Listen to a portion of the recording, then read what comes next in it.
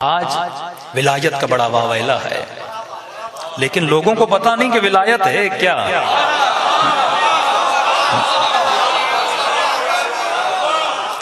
ظاہری، کیونکہ ہم لوگ مٹیریل ہیں، مٹیریل مطلب جو ظاہری طاقت ہے وہ ہمیں زیادہ اچھی لگتی ہے۔ مثلا فلموں میں وہ ہیرو اچھا لگتا ہے جو ایک مکہ مارے 6 لوگ زمین پہ گریں، آپ ہیرو اسی کو مانتے کیونکہ ہم مٹیریل ہیں۔ ہمیں خیبر اچھا لگتا ہے کیونکہ علی بچھاڑتے ہوئے نظر آتے ہیں۔ ہمیں مرحب کی جنگ سننا اچھی لگتی ہے، عمرو بن عبدوت کو گرانا اچھا لگتا ہے کیونکہ ہمیں مٹیریل لوگ ہیں۔ مولا کا وہ پاور جس کا تعلق مولا کے جسم سے ہے وہ ہمیں زیادہ اچھا لگتا ہے۔ لیکن کچھ ایسی جنگیں جس میں ظاہراً اہل بیت ہار گئے ہیں وہ ہمیں اچھے نہیں لگتے۔ زیادہ تر فلم بنائی جائے تو خیبر اچھی لگے گی یا مولا حسن کی جنگ اچھی لگے گی؟ دل سے پوچھو کہ نہیں مولانا خیبر کے نظر آئے کہ ہمارا امام کسی کو مار رہا ہے، نظر آئے کہ مرحب کو بچھاڑ رہا ہے، نظر آئے کہ خیبر کے در کو اکھاڑ رہا ہے، یہ وہ طاقت ہے جو مولا کے جسم کی طاقت ہے۔ یہ ضروری تھی کیونکہ عرب میں 2 ہی چیزوں پہ فخر کیا جاتا تھا، ایک شاعری پہ فخر کیا جاتا تھا، دوسرا عرب اپنے بہادروں پہ فخر کرتے تھے۔ تو خدا نے عرب کی شاعری کے مقابلے کے لیے قرآن کو بھیجا اور ان کے بہادروں کو بچھاڑنے کے لیے حیدر کرار کو بھیج دیا تھا۔ یہ دونوں پاور ضروری تھے، لیکن حقیقت میں پاور علی یہ نہیں تھا، کیونکہ تجھے دنیا میں بھی بڑے بہادر ملیں گے جو 1-10 کے مقابلے میں جائیں، 10-20 کے مقابلے میں جائیں، چھوٹے چھوٹے لشکر تاریخ میں اتنے ملیں گے جنہوں نے بڑے بڑے لشکروں کو بچھاڑ دیا۔ لیکن اصل علی ابن ابی طالب کی طاقت کیا تھی جو طاقت مولا نے سلمان کو دی؟ سلمان تو کوئی بڑا لڑاکو نہیں تھا، سلمان نے تو کسی مرحب کو نہیں بچھاڑا، سلمان نے تو کسی اندر کو نہیں بچھاڑا، لیکن سلمان ایمان کے 10ویں درجے پر کیوں تھا؟ وہ کون سا پاور ہے جو 100 سال کے سلمان کے پاس ہے جس کی وجہ سے 10ویں درجے پر ہے؟ یعنی سلمان مالک سے بھی آگے ہے، مالک جنگجو تھا لیکن سلمان کے پاس وہ کون سا پاور تھا؟ سلمان کے پاس مالک سے زیادہ عقل کا پاور تھا، ابو ذر سے زیادہ عقل کا پاور تھا۔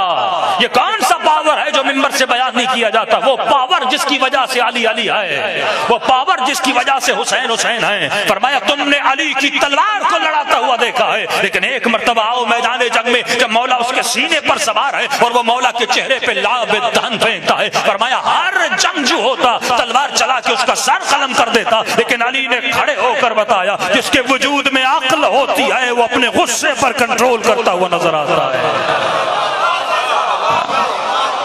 یہ وہ پاور ولایت ہے کہ دیکھو علی طاقت کے ہوتے ہوئے تلوار نہیں لڑا رہا۔ آج کا جوان سوال کرتا ہے گھر پہ آگ لگ گئی، علی نے تلوار کیوں نہیں اٹھائی؟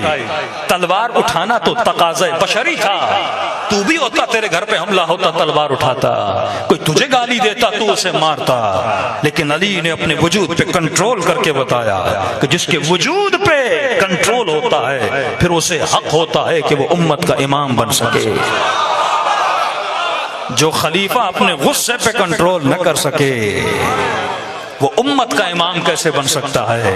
اور جب یہودی نے میرے مولا کے ہاتھوں میں رسیاں دیکھیں فوراً کہا اشہد ان لا الہ الا اللہ واشہد ان محمد رسول اللہ واشہد ان علی ولی اللہ۔ جیسے اس نے شہادت پڑھی ایک مرتبہ دیکھنے والے نے کہا میں نے تجھے نبی کے زمانے میں بھی دیکھا تھا لیکن تو مسلمان نہیں ہوا تھا، آج ایسا کیا ہوا کہ تم نے علی کے ہاتھوں میں رسیاں دیکھ کے اسلام کو قبول کر لیا؟ کہ یہ وہی ہاتھ ہیں جن کو میں نے خیبر میں دیکھا تھا، یہ وہی ہاتھ ہیں جن کو میں نے خندق میں دیکھا تھا، یہ وہی ہاتھ ہیں جنہوں نے مرحب و انتر کو بچھاڑا تھا، لیکن آج یہ ایسے کھڑا ہے جیسے زندگی میں اس نے کبھی تلوار اٹھا ہی نہیں ہے، جیسے اسے لڑنا نہیں آتا۔ بس مجھے یقین ہو گیا جہاں سے اس کے صبر کا کنٹرول ہے وہیں سے اس کے غضب کا کنٹرول ہے۔ اسی کا نام ہے ولایت الہی۔